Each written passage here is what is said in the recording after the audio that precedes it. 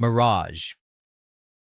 Here's an Autobot whose disguise is, technically, a cigarette advertisement. Meet Mirage, the Autobot's most elegant spy, a master of infiltration, and in the original 1984 line, the only one of them who turns into a Formula One car. A Ligier JS11. Now look at the livery painted down the side. It reads Citanes. One letter off from Gitanes, a real French cigarette brand. Hasbro couldn't license the logo for a children's toy, so they nudged the spelling, kept the look, and shipped a cigarette ad to kids anyway, hoping nobody would notice. For 40 years, almost nobody did. The Autobots' classiest secret agent spends the whole war disguised as an advertisement Hasbro legally couldn't admit to printing, and Mirage isn't even the strange one. Stick around. Somewhere on this list is an Autobot who turns into something the franchise itself still can't agree is a vehicle at all. Grimlock. Grimlock. You already know him. The Dinobot King, the Tyrannosaurus Rex, Grimlock, the most beloved Autobot who isn't named Prime.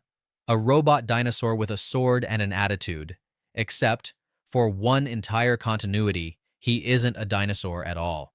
In Robots in Disguise, the 2001 series, Grimlock isn't leading the Dinobots. He's a member of a construction crew called the Build Team, and his alternate mode is a backhoe. The kind of digger you'd see parked at a roadworks site, scooping dirt. No teeth, no roar, no tail. No me Grimlock, me strongest.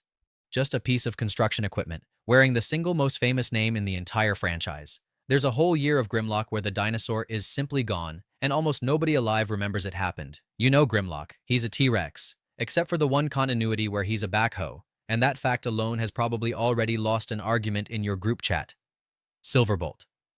Silverbolt leads the aerial bots, the 5 jets who combine into the towering Autobot warrior Superion. He's their commander, the one who flies point, the one who orders the rest into the sky, and his alternate mode is a Concorde, the supersonic passenger airliner, the only one of its kind in the entire franchise. Fast, sleek, built to live miles above the ground. Here's the problem. Silverbolt is afraid of heights. The leader of the Autobot Air Force, a jet engineered to cruise faster than sound, is terrified the entire time he's airborne, and the writers didn't quietly hide it. They leaned all the way in. Half his character arc is about forcing himself through a fear he can never actually outrun because that fear is welded into the very shape he transforms into. The franchise handed its single best character flaw to the one Autobot who physically cannot land it, a jet that's scared of the sky. Towline. Towline is, without competition, the most law-abiding being in the entire Autobot army. He turns into a tow truck, and he takes the job seriously. Not towing Decepticons, towing his own side. Towline writes parking tickets for other Autobots. No parking means no parking is a real line he delivers out loud with total conviction during a war. In the middle of a war for Earth, one Autobot's contribution is fining his own teammates for bad parking. No parking means no parking. Broadside is a triple changer, robot, jet, and a third mode that quietly makes him the single biggest Autobot here. He turns into an F/A-18 fighter. He also turns into a full Nimitz-class aircraft carrier. That's the entire list of Autobot aircraft carriers. 1. And then he basically vanishes from the cartoon forever. There's one aircraft carrier in the whole Autobot army. He's in about 4 episodes, and you'd never once thought about him until right now. Punch. Counterpunch. The name comes twice because so does he. In his Autobot mode, Punch is a Pontiac Fiero, a modest, forgettable little sports car. That's the point. Because Punch doesn't just turn into a vehicle, he turns into Counterpunch, a fully built Decepticon. Not a paint job. A whole second robot, with its own body, its own personality, its own reputation inside the enemy ranks. He's so convincing that in some continuities, the Decepticons hand Counterpunch their own intelligence network, trusting their secrets without ever knowing to an Autobot spy. And that double life has a price. His own file says he's calm on the surface and quietly paranoid underneath, terrified that one day Counterpunch stops being the mask and becomes the man, until the real him simply isn't there anymore. Every other Autobot turns into a vehicle. Punch turns into the enemy, a whole second robot who might one day forget which one of them was ever the disguise. But here's the thing. Punch chose to wear a mask. Later, you'll meet the one Autobot who didn't choose his shape at all, and it quietly destroyed him. Blue Streak. Blue Streak is a chatterbox, a warrior who never stops talking. He turns into a silver Nissan Fairlady 280Z-T Silver. That's the issue. His name is Blue Streak. He has always been silver, in every cartoon frame, on every toy. So where did blue come from? The original box art showed a blue robot. That blue version was a prototype color that never made it to production. The toy shipped silver, the name stayed blue, and nobody ever corrected it. His name is Blue Streak, he is silver, and the blue version was never real. The most famous lie in toy history. And it shipped anyway. Optimus Prime. Optimus Prime is the reason the whole silhouette exists. The leader, the standard. And for 40 years, he's been a truck. But watch which truck. In G1, he's a flat-faced Freightliner cab-over. In the Bay films, he's a long-nosed Peterbilt 379 with flames down the side. By the last night, he's a Western star. The cab keeps changing, and you have never once been confused about who you're looking at. Black out every detail, leave the outline, and a 4-year-old still says his name. And yet, in one continuity, he isn't even a truck at all. We'll get to that, and the fandom still hasn't. Optimus didn't get a famous alt mode. The alt mode became him, which is exactly why the one time it changed, fans never let it go. Warpath. Warpath is the Autobots' heavy artillery, and he turns into an M551 Sheridan tank. But the tank isn't the fun part. Warpath narrates his own gunfire. Kapow! Wham! Zap! Those aren't sound effects dropped in by the editor. They're his actual dialogue fired off mid-sentence every time he talks. He's a tank who says his own explosions out loud. Kapow isn't editing, it's a personality. Wreck-Gar. Wreck-Gar leads the Junkians, a race built entirely from scrap. His alternate mode is a motorcycle cobbled together out of literal garbage. In Transformers Animated, he's a garbage truck voiced perfectly by Weird Al Yankovic, and it doesn't stop at the body. Wreck-Gar only speaks in recycled television, old commercials, show taglines, jingles, strung together into sentences. His vehicle is trash and his dialogue is reruns. He's the one Autobot whose alt mode and personality are made of the exact same garbage, Ironhide. That's the silly end of the list. This next one isn't. Ironhide is the toughest old soldier the Autobots have. The weapons specialist, granite hard. And in G1, he turns into a Nissan Cherry Vanette, a little microvan you'd use to deliver groceries. For 40 years, that mismatch was the joke. He never complained about it once. Then the Bay films finally gave him the body he'd always deserved.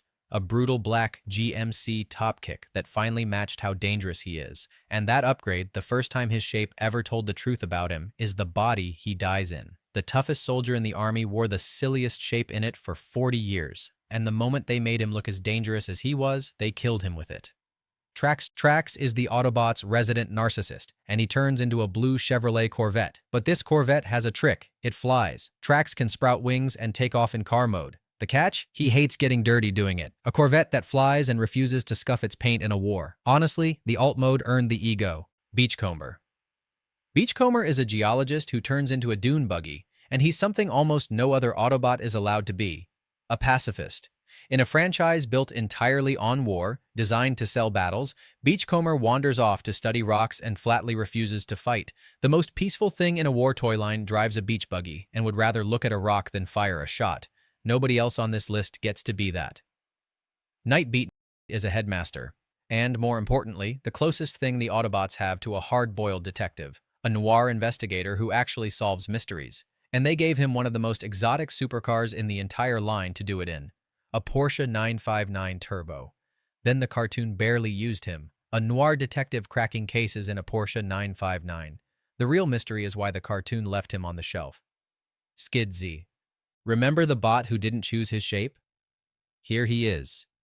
Skids is an Autobot from Robots in disguise, and his alternate mode is a race car, but not by choice.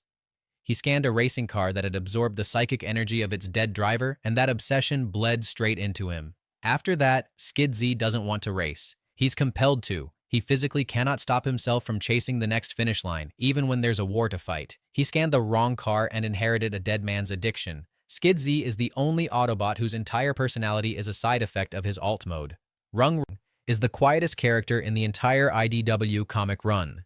The ship's therapist. Patient, gentle, easy to overlook, and he has the strangest problem on this whole list. Nobody can tell you what he turns into. Not the fans, not the writers. His alternate mode is officially listed as a cerebral circuit scanner, a small device that nobody can actually place. And in his world, that matters more than you'd think. On Cybertron, there was a council that sorted every single Transformer by their alternate mode, by what their shape was good for. Your purpose was your alt mode.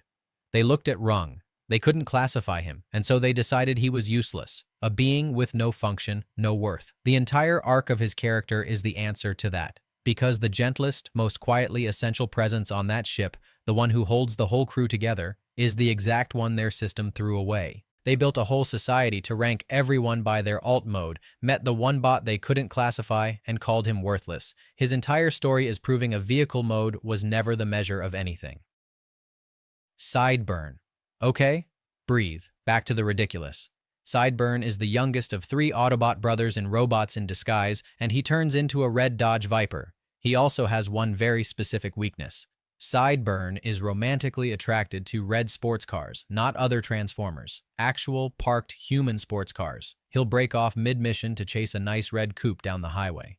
It's exactly as ridiculous as it sounds, and it's completely canon. A Viper who falls in love with other Vipers. Sideburn is what happens when an alt mode quietly becomes a dating preference. Jazz is the coolest Autobot in G1. First Lieutenant, Special Ops, all style. And like Mirage, everything cultured about him is in the car before he ever speaks. He turns into a Porsche 935, painted in full martini racing livery. Remember Mirage's cigarette problem? Jazz has the booze version. Martini is a real alcohol brand, so when the toy shipped, those logos got quietly scrubbed off too. The 2 most stylish Autobots were both, technically, advertisements Hasbro wasn't allowed to run. They laundered the liquor logos off the coolest Autobots disguise. The car was doing the talking, and it was saying something they couldn't legally print. Bumblebee. Bumblebee is the franchise's heart, the small scout who talks to the humans. In G1, he's a Volkswagen Beetle. In the Bay films, a Chevrolet Camaro. Same job either way. Be the Autobot a human isn't afraid of. And be honest, for a lot of you watching, that little Beetle was the first Transformer you ever owned. The cheap one, the small one, the one that lost an arm in a month. He was everybody's first, which is exactly why he became everybody's favorite. He's the weakest Autobot in the most ordinary car on the street, which is exactly why he's the one every kid put themselves inside. Drift. Drift is the samurai Autobot, a sword-wielding warrior with a strict code of honor. And in Age of Extinction, his alternate mode is a Bugatti Veyron Grand Sport.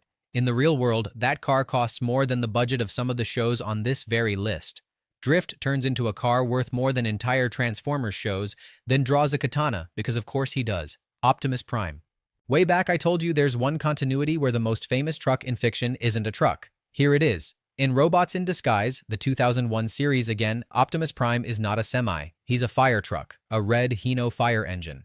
The single most recognizable silhouette in the entire franchise, gone, replaced with a rescue vehicle. And fans have argued about it ever since. Half of them call it a betrayal, the other half point out that the whole point of Optimus is running toward danger to save people, which is exactly what a fire truck does. Everyone knows Optimus is a truck. For one whole series, he was a fire truck. And the argument about whether that counts has outlived the show that made it. Hot Rod.